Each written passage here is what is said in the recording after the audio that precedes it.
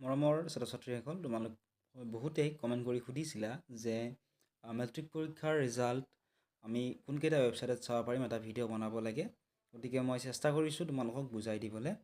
এইকেইটা ৱেবছাইটত তোমালোকে মেট্ৰিক পৰীক্ষাৰ ৰিজাল্টসমূহ চাব পাৰিবা। ইয়াত লিখা আছে the name of websites through which the marksheet can be downloaded.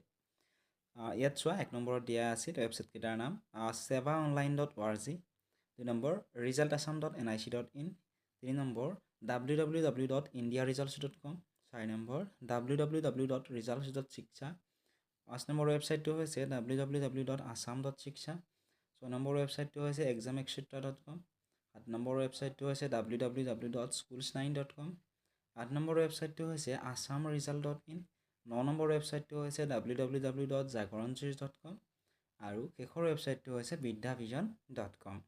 এতিয়া মই তোমালোকক এই ৱেবছাইটকেইটাত কেনেদৰে চাব পাৰিবা অলপমান বুজাই দিবলৈ চেষ্টা কৰিম। মই 2 নম্বৰ ৱেবছাইটটোত তোমালোকক দেখুৱাই দিছোঁ। ইয়াত লিখা আছে result.assam.nic.in, বা 1 নম্বৰটোতো চাব পাৰা sevaonline.org।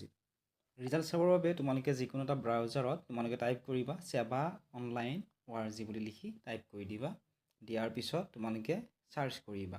ঠিক আছে, চাৰ্চ কৰাৰ পিছত যিটো প্ৰথম ৱেবছাইট তোমালোকে দেখা পাবা sevaonline.org, ইয়াতে তোমালোকে ক্লিক কৰি দিবা।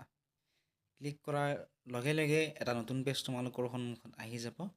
ইয়াত চোৱা ধুনীয়াকৈ লিখা আছে HSLC 2024, ইয়াত তোমালোকে ক্লিক কৰিব লাগিব। ঠিক আছে, ইয়াত ক্লিক কৰাৰ পিছত ইয়াতে যিদিনাখন ৰিজাল্ট দিব ইয়াতে ওপৰত এইখিনিত য'ত লিখা আছে হাই স্কুল লিভিং চাৰ্টিফিকেট এক্সামিনেশ্যন 2024, ইয়াতে তোমালোকৰ আহি যাব। ঠিক আছে, ইয়াৰ লিংকটো ক্লিক কৰি তোমালোকৰ ৰিজাল্টসমূহ চাব পাৰিবা। ৰিজাল্ট চাবৰ বাবে তোমালোকৰ ৰোল আৰু নাম্বাৰটোৰ প্ৰয়োজন হ'ব, লগতে কেপচা কোডটো দিব লাগিব। দি তোমালোকৰ ৰিজাল্টসমূহ চাব পাৰিবা। কিবা যদি সুধিবলগীয়া থাকে ইয়াৰ ৰিলেটেড কমেণ্ট বক্সত কমেণ্ট কৰি তোমালোকে সুধিব পাৰিবা। চেনেলটো যদি ছাবস্ক্ৰাইব কৰা নাই ছাবস্ক্ৰাইব কৰি দিবা।